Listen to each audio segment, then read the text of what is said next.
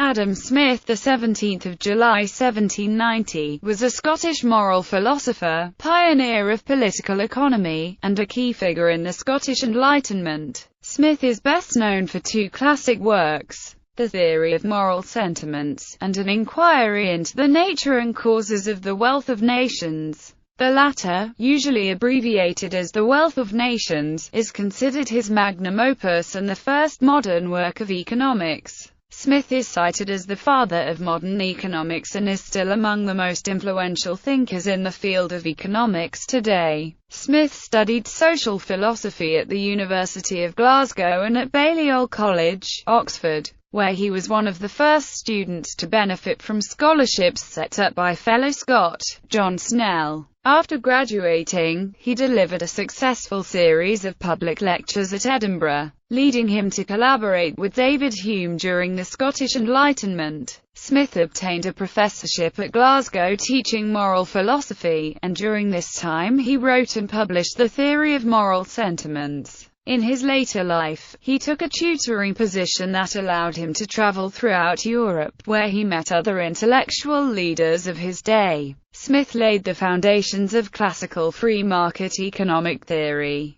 The Wealth of Nations was a precursor to the modern academic discipline of economics. In this and other works, he expounded upon how rational self-interest and competition can lead to economic prosperity. Smith was controversial in his own day, and his general approach and writing style were often satirized by Tory writers in the moralizing tradition of William Hogarth and Jonathan Swift. In 2005, The Wealth of Nations was named among the 100 best Scottish books of all time. The Minor Planet 12,838 Adam Smith was named in his memory. Biography. Early life. Smith was born in Kirkcaldy, in the county of Fife, in Scotland. His father, also Adam Smith, was a Scottish writer to the Signet, advocate, and prosecutor, and also served as controller of the customs in Kirkcaldy. In 1720 he married Margaret Douglas, daughter of the landed Robert Douglas of Strathlandry, also in Fife. His father died 2 months after he was born, leaving his mother a widow. The date of Smith's baptism into the Church of Scotland at Kirkcaldy was the 5th of June 1723, and this has often been treated as if it were also his date of birth, which is unknown. Although few events in Smith's early childhood known, the Scottish journalist John Ray, Smith's biographer, recorded that Smith was abducted by gypsies at the age of 3 and released when others went to rescue him. Smith was close to his mother, who probably encouraged him to pursue his scholarly ambitions. He attended the Borough School of Kirkcaldy, characterised by Ray as one of the best secondary schools of Scotland at that period, from 1729 to 1737. He learned Latin, mathematics, history, and writing. Formal education. Smith entered the University of Glasgow when he was 14 and studied moral philosophy under Francis Hutcheson. Here, Smith developed his passion for liberty, reason, and free speech. In 1740 Smith was the graduate scholar presented to undertake postgraduate studies at Balliol College, Oxford, under the Snell exhibition. Adam Smith considered the teaching at Glasgow to be far superior to that at Oxford, which he found intellectually stifling. In Book V, Chapter 2 of The Wealth of Nations, Smith wrote, "In the University of Oxford, the greater part of the public professors have, for these many years, given up altogether even the pretense of teaching." Smith is also reported to have complained to friends that Oxford officials once discovered him reading a copy of David Hume's treatise on human nature, and they subsequently confiscated his book and punished him severely for reading it. According to William Robert Scott, the Oxford of Smith's time gave little if any help towards what was to be his life work. Nevertheless, Smith took the opportunity while at Oxford to teach himself several subjects by reading many books from the shelves of the large Bodleian Library. When Smith was not studying on his own, his time at Oxford was not a happy one. According to his letters, Near the end of his time there, Smith began suffering from shaken fits, probably the symptoms of a nervous breakdown. He left Oxford University in 1746 before his scholarship ended. In Book V of The Wealth of Nations, Smith comments on the low quality of instruction and the meagre intellectual activity at English universities, when compared to their Scottish counterparts. He attributes this both to the rich endowments of the colleges at Oxford and Cambridge, which made the income of professors independent of their ability to attract students, and to the fact that distinguished men of letters could make an even more comfortable living as ministers of the Church of England. Adam Smith's discontent at Oxford might be in part due to the absence of his beloved teacher in Glasgow, Francis Hutcheson. Hutcheson was well regarded as one of the most prominent lecturers at the University of Glasgow in his day and earned the approbation of students, colleagues, and even ordinary residents with the fervour and earnestness of his orations. His lectures endeavoured not merely to teach philosophy but to make his students embody that philosophy in their lives, appropriately acquiring the epithet, the preacher of philosophy. Unlike Smith, Hutcheson was not a system builder, rather it was his magnetic personality and method of lecturing that so influenced his students and caused the greatest of those to reverentially refer to him as the never-to-be-forgotten Hutcheson, a title that Smith in all his correspondence used to describe only two people: his good friend David Hume and influential mentor Francis Hutcheson. Teaching career: Smith began delivering public lectures in 1748 in Edinburgh, sponsored by the Philosophical Society of Edinburgh under the patronage of Lord Kames.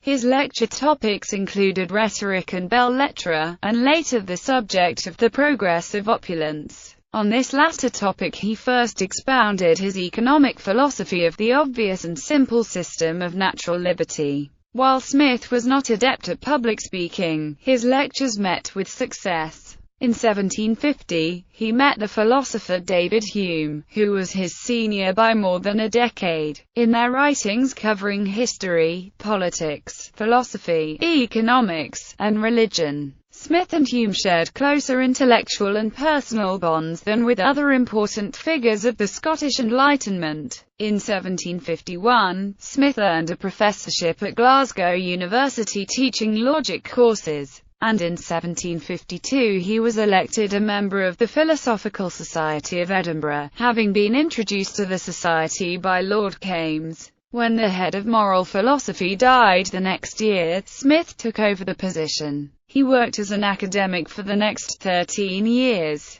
which he characterized as by far the most useful and therefore by far the happiest and most honorable period of his life. Smith published The Theory of Moral Sentiments in 1759, embodying some of his Glasgow lectures. This work was concerned with how human morality depends on sympathy between agent and spectator, or the individual and other members of society. Smith defined mutual sympathy as the basis of moral sentiments. He based his explanation not on a special moral sense, as the third Lord Shaftesbury and Hutcheson had done, nor on utility as Hume did, but on mutual sympathy, a term best captured in modern parlance by the 20th century concept of empathy, the capacity to recognize feelings that are being experienced by another being. Following the publication of The Theory of Moral Sentiments, Smith became so popular that many wealthy students left their schools in other countries to enroll at Glasgow to learn under Smith. After the publication of The Theory of Moral Sentiments, Smith began to give more attention to jurisprudence and economics in his lectures and less to his theories of morals. For example, Smith lectured that the cause of increase in national wealth is labor, rather than the nation's quantity of gold or silver, which is the basis for mercantilism, the economic theory that dominated Western European economic policies at the time. In 1762, the University of Glasgow conferred on Smith the title of Doctor of Laws. At the end of 1763, he obtained an offer from Charles Townshend, who had been introduced to Smith by David Hume, to tutor his step-son, Henry Scott. the young Duke of Buccleuch. Smith then resigned from his professorship to take the tutoring position. He subsequently attempted to return the fees he had collected from his students because he resigned in the middle of the term, but his students refused. Tutoring and travel. Smith's tutoring job entailed touring Europe with Scott, during which time he educated Scott on a variety of subjects, such as proper Polish.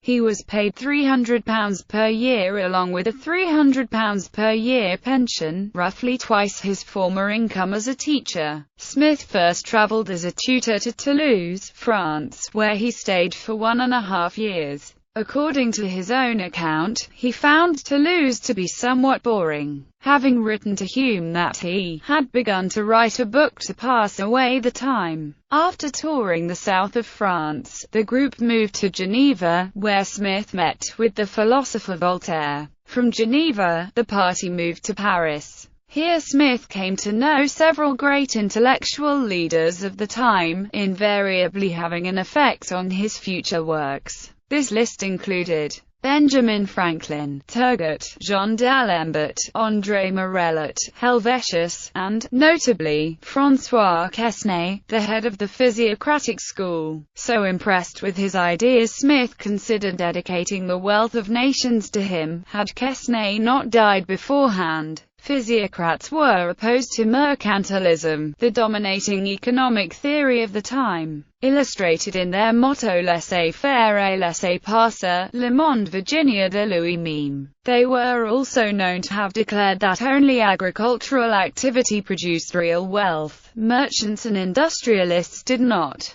This, however, did not represent their true school of thought, but was a mere smokescreen, manufactured to hide their actual criticisms of the nobility and church, arguing that they made up the only real clients of merchants. The wealth of France was virtually destroyed by Louis XIV and Louis XV in ruinous wars, by aiding the American insurgents against the British. And perhaps most destructive was what was seen as the excessive consumption of goods and services deemed to have no economic contribution, unproductive labor. Assuming that nobility and church are essentially detractors from economic growth, the feudal system of agriculture in France was the only sector important to maintain the wealth of the nation. Given that the English economy of the day yielded an income distribution that stood in contrast to that which existed in France, Smith concluded that the teachings and beliefs of physiocrats were, with all their imperfections, perhaps the nearest approximation to the truth that has yet been published upon the subject of political economy. The distinction between productive versus unproductive labor, the physiocratic class sterile, was a predominant issue in the development and understanding of what would become classical economic theory. Later years. In 1766, Henry Scott's younger brother died in Paris, and Smith's tour as a tutor ended shortly thereafter. Smith returned home that year to Kirkcaldy, and he devoted much of the next 10 years to his magnum opus.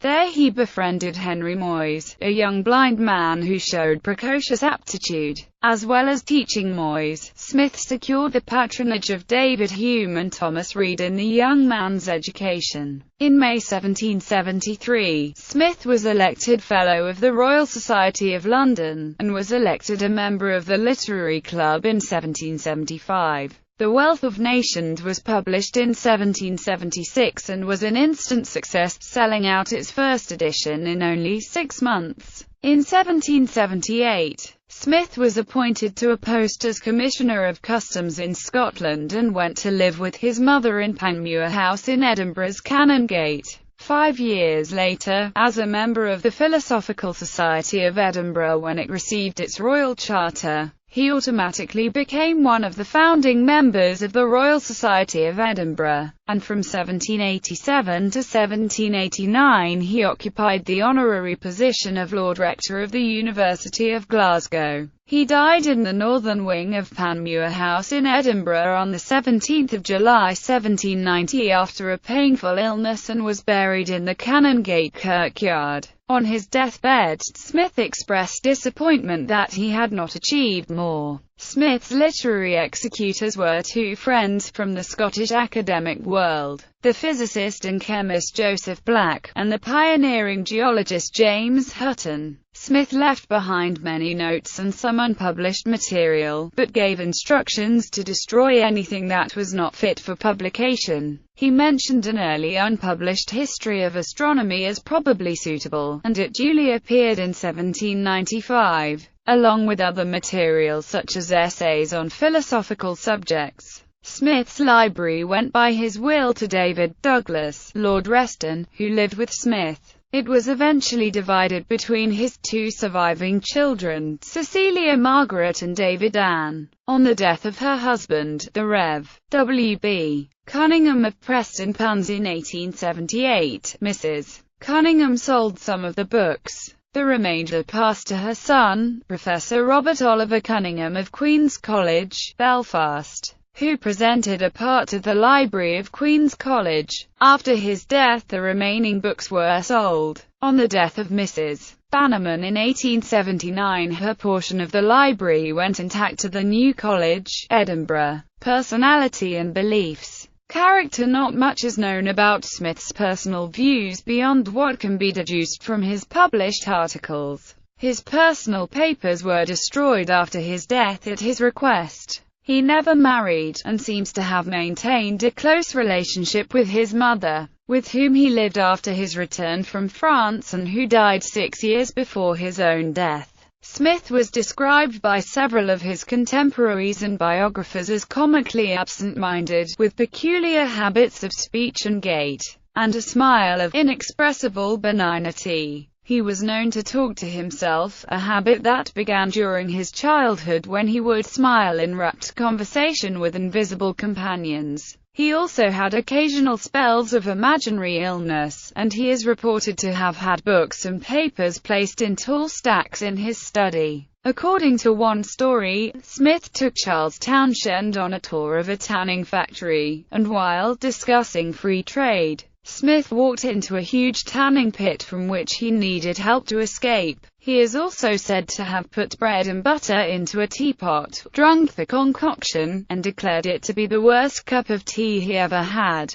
According to another account, Smith distractedly went out walking in his nightgown and ended up 15 miles outside of town, before nearby church bells brought him back to reality. James Boswell, who was a student of Smith's at Glasgow University, and later knew him at the Literary Club, says that Smith thought that speaking about his ideas in conversation might reduce the sale of his books, and so his conversation was unimpressive. According to Boswell, he once told Sir Joshua Reynolds that he made it a rule when in company never to talk of what he understood. Smith, who is reported to have been an odd-looking fellow, has been described as someone who had a large nose, bulging eyes, a protruding lower lip, a nervous twitch, and a speech impediment.